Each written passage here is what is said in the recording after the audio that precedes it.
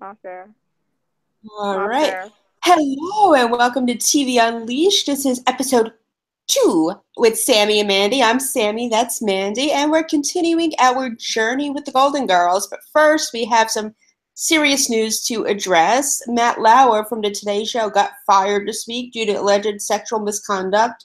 And what did you think about this story, Mandi? I was listening to it, and apparently it was one big incident that happened that started in Sochi in 2014 during the Olympics, but apparently something else came out this week that basically got him fired right away. What did you hear about this? I've I know that he had a really tumultuous relationship with his wife, and I heard that different he had sex toys in his office, and Meredith Vieira, I think, saw them, and that he had made alleged comments to all these different. Nobody really said anything. The first thing that came to my mind, and I'm going to be brutally honest, was okay. Two things came to my mind because I think in two and two, like Chuck Yeah. Woolery. The first thing that came to my mind was Hoda was the co-host who released the information with Savannah Guthrie, and my first thing was like, oh, Kathy Lee must be so pissed that they didn't call her and ask her to, because Kathy Lee, her ego is like, yeah. So she was like, everybody woke up with me for like 30 years and they didn't call me. She's like not thinking about Matt Lauer at all. Okay, so that was my first thought. My second thought was, in a world where, and I put this on Facebook, in a world where our moral citizen, like our high ground, is supposed to be our president, and then we have somebody, he's like the guy that we are, or the person that we are supposed to be looking up to, and then we have these people doing things like constant sexual assault is coming out. These people are getting fired, yet our president blatantly has done these. It's just been, he's, needless to say, if that's who we're supposed to be looking up to, how can I really get mad at Matt Lauer? Fair enough, fair enough. I was not at all surprised, to be honest with you. I mean, when I heard it, I was like, not at all surprised that it came out with him, but he has no more job. He's not getting his severance pay from NBC, And so he no more shouldn't get a from no severance more pay. Matt Lauer. He shouldn't get And it was a anything. $30 million. He shouldn't get anything for what he did. He shouldn't get anything. Any sexual offender should not get anything. They should get castrated and be put away. And I think it's disgusting. I mean, I just I just think it's ridiculous. But I also think that what we preach, and if he's going to attack, if our president's going to make a comment about Matt Lauer, or even reference to something like that, he has to stop and think about the things that he's done.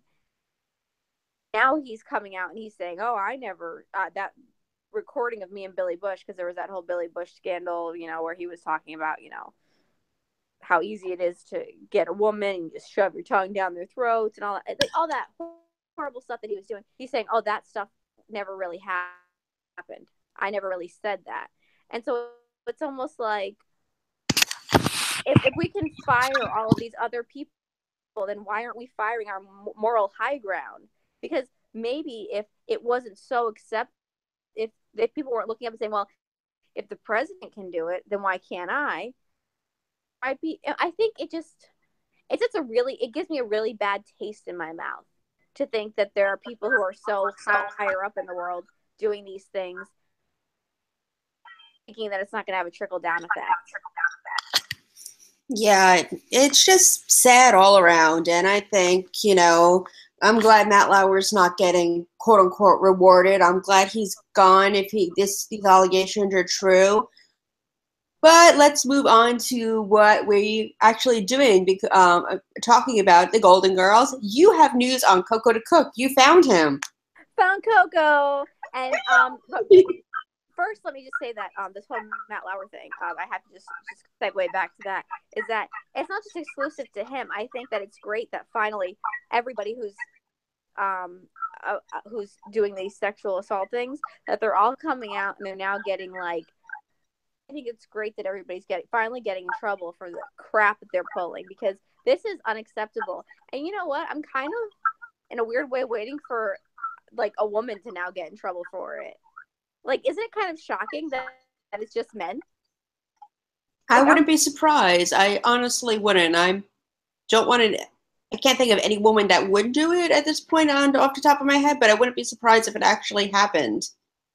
I'm waiting. Like the guys keep coming out. I'm like, isn't there some naughty women out there? Aren't we these nasty women? So why aren't we doing it? Like, where is it? I want to see this. But that's neither here nor there. The reason why I was circling back to that is because Girls introduces us to the king of yutzes, king of despicable male human specimens. Man. But back to my update on Coco the Cook. So we found the actor, and but he's always going to be Coco the Cook to us. But we found the actor.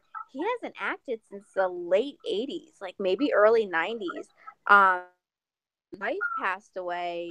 It was maybe like 20 so years ago, and he has kids, and It's sad. yeah, I'm really sad for him. yeah, that was really sad, and it just seems as though he just kind of faded into the distance. He was on Designing Women. He did a lot of guest spots, and he kept his presence known throughout the '80s, which was great. But he just kind of, I think, maybe went to live more of a simple life. I don't know if that was his choice, if that he wanted, if TV had changed, if he wanted to become more of a family man, if it had something to do with his wife. I don't know. But needless to say, I tried to find him on Twitter. I couldn't find him on Twitter, but I did discover that a lot of the one-liners that they gave to Sophia were actually meant for Coco. So kind of try to watch, if you can, if you're fans of the show, or if you're just becoming fans of the show, try to go back and watch that first episode, pilot episode of Golden Girls. Watch Coco the Cook and try to envision him saying some of the things that Sophia says. You know, her little one-liners. I mean, obviously he couldn't say the Sicily stuff, which is great, and the Mama Celeste stuff, and the historical quotations that she says. But like, think about him being the zinger. I personally think that he was replaced by her, obviously, because she became by Getty, because she was just really a force to be reckoned with. But I also don't know if in 1985 America was really ready in the Reaganomics Reagan era to have a wrong gay character like Coco, who was so flamboyant and so out there. And I really just don't know if it was already enough that these women were years, and they were sexual, and they were out there, and they were divorced, and they were having fun in Miami. But to then add in a gay cook and touch on all these little subjects, I don't know if it was maybe too much for their viewership, because as you and I talked about, we started watching this show when we were really young with our grandparents. And I know a lot of kids started watching it with their grandparents and their mothers when they were like toddlers. So maybe it was to still keep that family appeal without, because if you notice, like shows like Full House and such really never had a gay character. Yeah, I never noticed that either. The only show like we were discussing before we went on air that I noticed the gay character on was Soap, which Billy Crystal, of course, played Jody and was a gay character that was actually going to go for a sex change operation, and that was considered pretty scandalous back then. I mean, his character never did have the surgery, but his the fact that he was gay was a big part of it. But then that came out around the same time as the Golden Girls, so I'm surprised it worked for one show and didn't. But then again, Soap was also almost more of a parody, whereas Golden Girls was a little bit more comedic and a little bit more serious in the sense that we could be more relatable to. Whereas Soap, even the name, was more of a parody of a soap opera. So I think that had something to do with it too.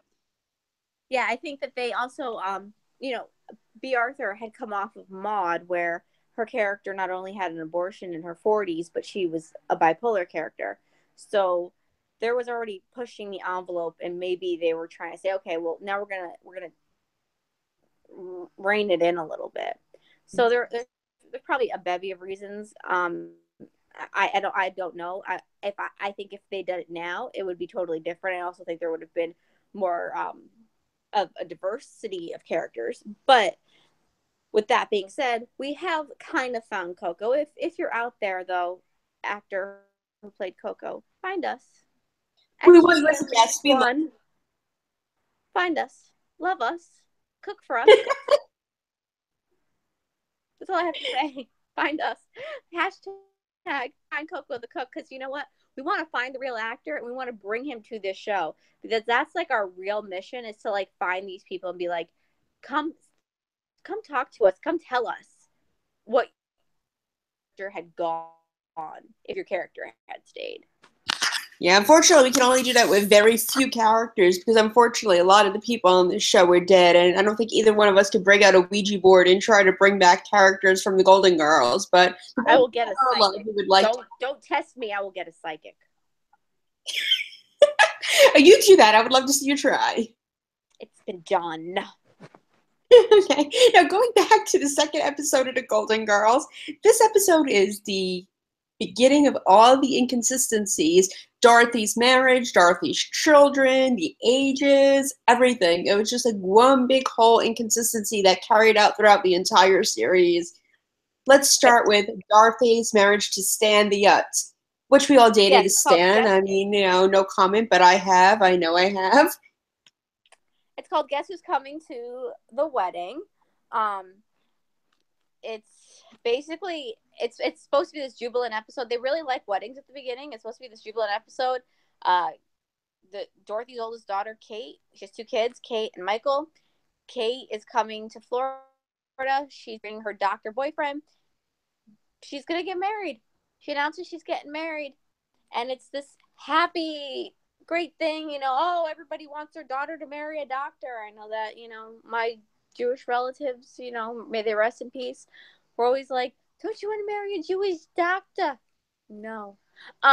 So that was the whole thing, and they were gonna elope, but then Dorothy's like, oh no, I could throw you a wedding here, and Blake's like, oh yeah, we can have a wedding right here in my house in Miami. In 2 days, no less. 2 days. 2 days, right? 2 days. But the thing was that Kate wanted her father, Stan, to walk her down the aisle. And that was not something that Dorothy was having at all, because Stan had left Dorothy 2 years prior, maybe a little bit longer, after 38 years of marriage, because he impregnated her senior year of high school and had left her for a stewardess who was very young, named Chrissy, and they had moved to Hawaii. There we go. Yep, and he learned to windsurf in his thongs, but not the thongs that us ladies wear, the thongs as in flip-flops. Which I didn't know about until like 2 weeks ago. I'm listening to it at work in my headphones, and I hear it, and I'm like, oh, I thought like he was actually wearing like a thong bathing suit, and then I realized that thongs was another term for flip-flops. So, goes to me. I think we all thought that in the beginning, so make you feel a little bit better. I think we all had that thought in the beginning, but anyway, so Kate wants Stan to come to the wedding and makes Dorothy call him and invite him in. Which, who does that? I'm sorry, but like, I do not have a relationship with my father. I've not seen him in 7 years. If I was to get married tomorrow, I wouldn't say to my mother, Mom, you have, and now my mom watches this, she's gonna say, oh, you so would make me call him. I really, after what they went through, like Stan and Dorothy went through, and what my parents, I would not make my mother call. I wouldn't do that. Like if I wanted my dad there after what Stan did to Dorothy, leaving her like that, I wouldn't do that. That's a horrible thing to do to your parent. After she offers to throw you a wedding? Shame on you, Kate. Shame on you. Yeah, you call him yourself if you want him there that badly. Little bitch. Like, I'm sorry. Okay, so the beginning of the inconsistencies is that they've been divorced for 38 years. But when she's on the phone, when Dorothy's on the phone, I figured you weren't coming back. It's been 2 years. That means Kate would be 40. There's no way the actress is 40 in that. No way. She's maybe at best, in her 30s, very, very early 30s, late 20s. There's no way she's in her 40s. No, especially since the son varies in age from 23 to like 30. So it there we go with the, and also at one point she got Kate had supposedly gotten a nose job for her graduation or something, and actress, but again, inconsistencies because this actress looked very natural, and um her nose was like she had like a more of I want to say more of like a not worked on nose. Like, She looked very natural and very beautiful, is what we're trying to say, basically. yeah, wasn't like you looked at her and you said, "Oh, that girl has had something done to her." Because back in the 80s, you could tell if somebody had gotten a nose job. You could still tell if somebody's gotten a nose job, but back then it was very prevalent. So complete inconsistency, completely. And she was short, and both of her parents were really tall. That was another thing that was really hard to believe. And her husband, what a nerd. Ooh, Dennis. He was a podiatrist, so Sophia didn't consider him to be a real doctor. Oh yeah, and that's when we get our. And then Stan comes. Stan comes. Now nobody explains how Stan came from Hawaii, where he was staying, how long he was staying. About this, they just expect us to think that he just came in, knocked on the door, almost like he was down the street the entire time. Just knocks on the door, and it's like, "Hey, I'm here." Yep, And that's again, there's no way. If you look up flights from Hawaii to Miami, there's no way he could do that in that consistent amount of time. I mean, flying from to Hawaii that's a fairly long flight and it's an and expensive to expensive. boot. I mean, if we could just fly from Miami to Hawaii, I think you and I would not ever be here. We'd So be filming this from is the road, or the plane rather. We would not be. We'd be doing that every day if it were not affordable. I mean, there's no way. Not only could he get that kind of money within a day because he was always poor and broke. No, not only would he not be able to do it, and planning a wedding in 2 days.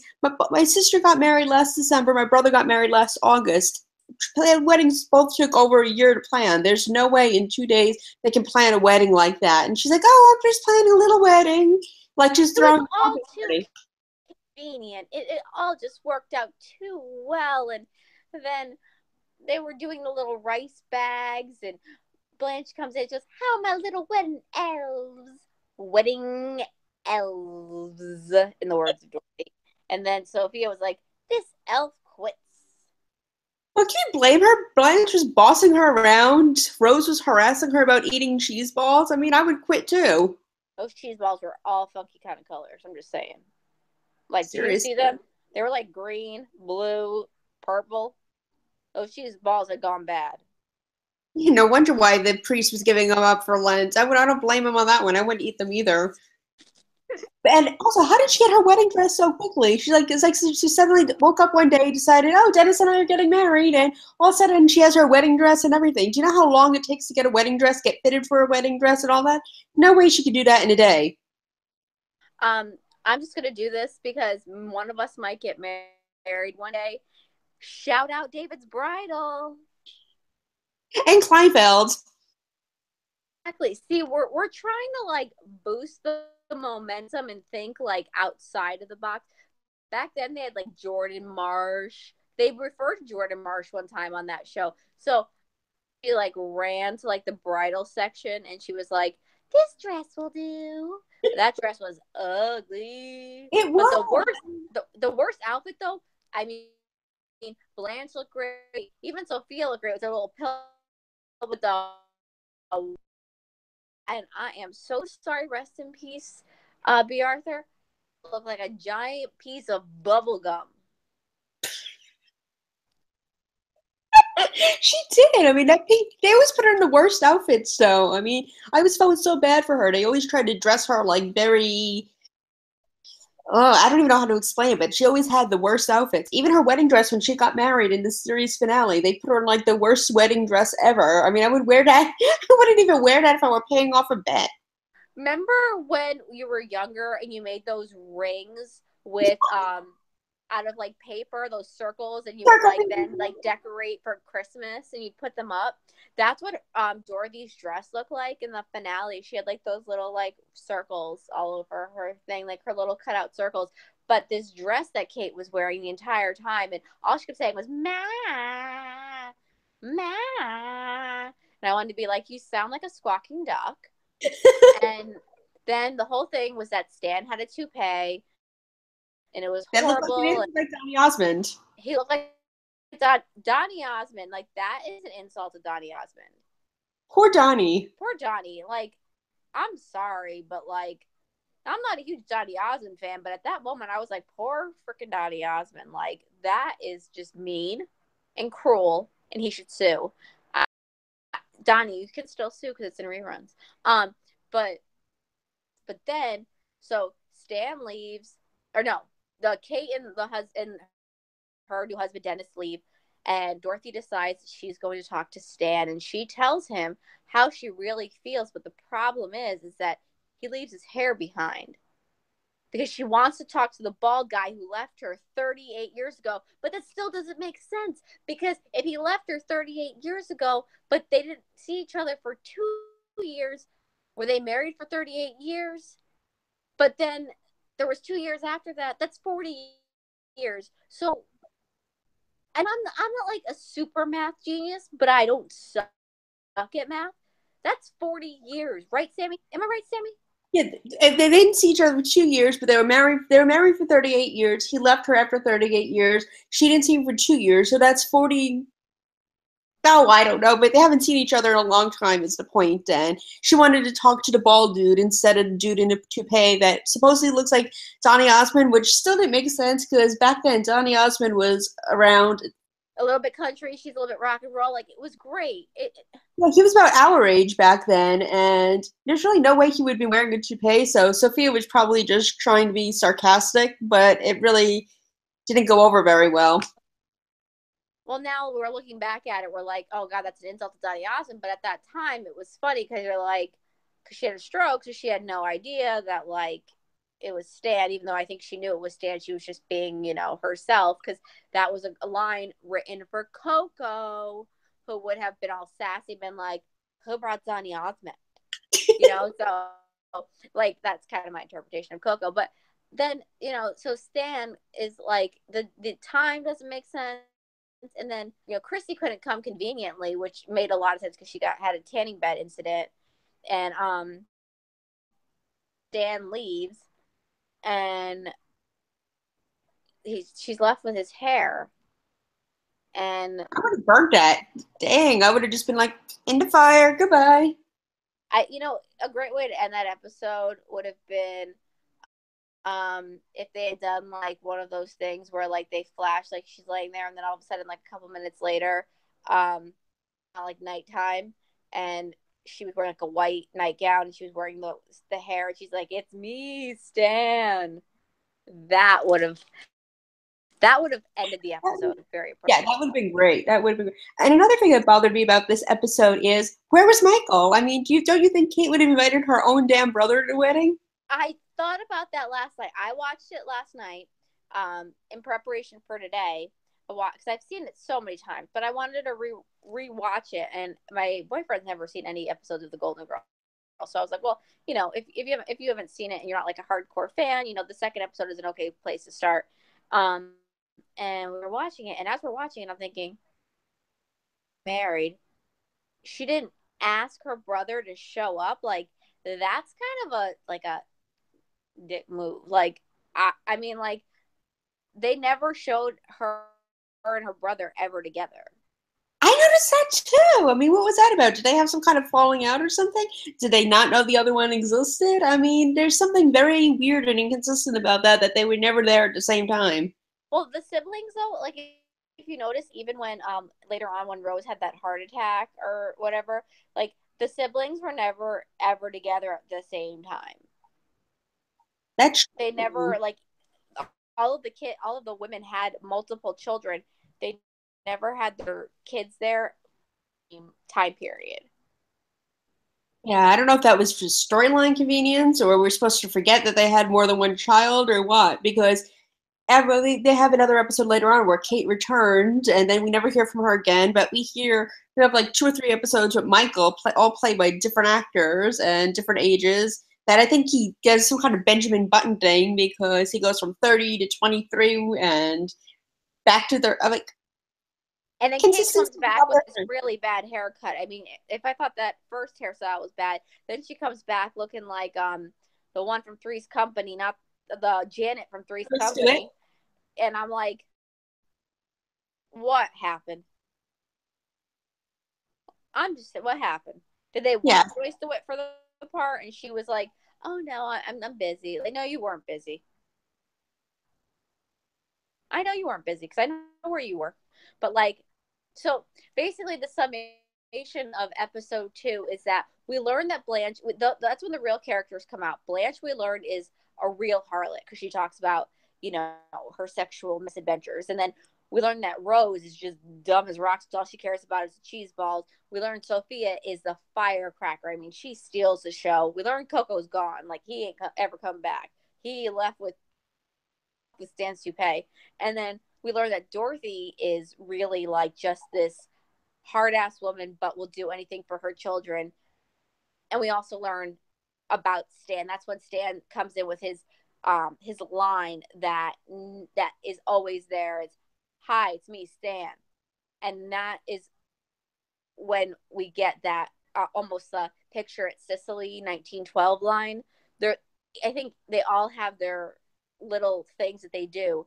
Um, and Stan and Sophia have their core lines, and that is one of Stan's core lines is "Hi, it's me, Stan," and we are totally introduced to him, and he changes throughout the series as they all evolve. But he really, that's when we understand why we almost wonder, and I don't know if you wondered it too. I'm sitting here thinking, why did she just leave him? He's a total douche. Like, he is not a good guy. He's totally not cool. He's such a loser. Why didn't she leave him? Why did he leave her? she probably loved him, and when you love somebody, you basically try to put up with their BS for whatever reason. I've been there, you've been there. I mean, sometimes you just stay in relationships longer than their expiration. You fight for the relationship, and he just left her for Chrissy, which we meet in one episode for like 30 seconds, and you're After he like, had sex with Dorothy. yes, that was just like that becomes a big storyline too. I mean, It's that becomes a big storyline because there's always like the will they or won't they get back together kind of deal. And it was just all weird all around their relationship. I never quite understood it. I think they had so much history, which is why they um were always kind of in each other's lives. And there was a time where he almost wasn't an ass. He kind of wasn't an ass, but then his ass side always would somehow slip out, and that's when Dorothy would be like, "Run for the hills." So when it was really good, it was good, but when it was really bad, as we both know, it was like with our relationships that we've had with certain people, it's bad, and that's when you just have to learn to leave. And the end, Dorothy marries somebody, and it's not Stan, thank God. And um, things all work out for a reason. But yes, that's more introduced to the king of douches, and it's perfect that all of this stuff with Matt Lauer and everybody else in the freaking country, it seems like, is coming out because it gave us the perfect arc to go into Stan. Now, though this show is primarily about the Golden Girls because that's what our love is, we're going to be actually taking a little bit of a break from the Golden Girls. And Thursday night at, I want to say at some point on Thursday night, Sammy's going to be on because I'm probably not going to be around, but Sammy's going to be on. She's going to do a quick psych thing. Yes, Um, she's gonna be doing a movie's coming out on Thursday. I am so, so excited because I absolutely love this show. Thrilled beyond belief that they have a movie where we get a little bit more closure on how the series ended. And then on Friday, we're going to be doing a quick review of the movie. So we can discuss what happened. I'm so super stoked about it because I was on the set of that show twice for work, and it's a huge part of my life. And I'm just thrilled that the movie's finally coming out and I can finally see what's going to happen. Yeah, so it's either gonna be a Friday recap, like a quick cap, or it's gonna be a Saturday morning. We haven't really kind of decided how it's gonna go because we really want to see everybody's tweets and what people have to say about it. Sammy's gonna be doing a tweet along, so don't Yes. miss the tweet along. And so it's really a lot about Sammi because Sammi is really vested into this show. Obviously, when I have a show that I'm really invested in, she's gonna turn it over to me. Back next Sunday, which is I want to say the 10th, and that is going to be our last Golden Girls episode for about a couple weeks because on the 17th, I know we have to wrap up, but with the 17th, we're going to be doing an hour-long episode about Full House and Fuller House because the new season of Fuller House is going to be coming out that week. So we want to try to kind of, our show is Golden Girls based, but it's also throwback based. It's based on the shows that we grew up with, that you grew up with, that our friends, our children that we don't have, but that we will be having at some point are going to be growing up with, the new generations growing up with, and just all the shows that really influenced television as it is today and what television really should be about today, but has lost in translation. Reality shows have really dominated a lot. And so we've kind of compiled a list up, but some of the shows that we have so far are Blossom, The Nanny, Full House, obviously. Golden Girls, we're going to do a little bit of Psych. We're going to be doing Family Matters, I think we talked Yes, about. basically everything that was on TGIF, that was on SNCC, that we watched in the 90s, all of it is fair game. Of course, we're going to do Unsolved Mysteries to make fun of those reenactments. Mandy, I think we missed our calling as reenactment actresses after watching some of these. I've been totally binge watching that, and we should have been reenactment actresses because some of these are so bad. And just like watching some of these interviews, you're like, it's so obvious you did it. Why? So we got to actually put some snarking into that as well. And maybe we'll solve a mystery while we're at it. We're probably going to figure out like who done it from the beginning. The one thing that I also would like to do is know that Christmas is my favorite time of year. One thing that I'm actually springing on Sammi right now, which she doesn't know, is one of the days coming up, I would like to give you guys my top 5 picks for Hallmark films that I think you guys should or watch with your friends and family for the holiday season. Regardless of your religion, we celebrate all holidays in my house. But I think that it's really cool because they give you hope, they give you inspiration. They're just freaking corny and they're funny and they're fun. So have a lot of fun with this. We appreciate your support. We appreciate you guys following us. We hope that more and more of you follow us. And if there's ever a show that you think you want to, we even talked about Kids Incorporated. Kids Incorporated is something that I grew up on. I know Sammi did too. If there's a show that you really want us to cover, even if it's something that's from the 2000s, we don't care. We have such access. We even talked about Sweet Valley High. Sweet Valley High was a great show. So, I don't even know if I mentioned that too, but I found it on I have it on DVD and I found it on YouTube. But And I mentioned Babysitter's Club too if we're doing Sweet Valley High, because if we read those books. Babysitter's Club, yes, the movie and the TV show. Yes.